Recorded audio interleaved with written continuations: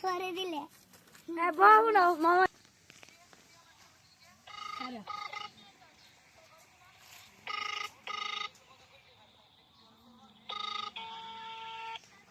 আসসালামু আলাইকুম। ওয়ালাইকুম আসসালাম। হ্যাঁ ভালো আছি, তুমি কেমন আছো? আমিও ভালো আছি।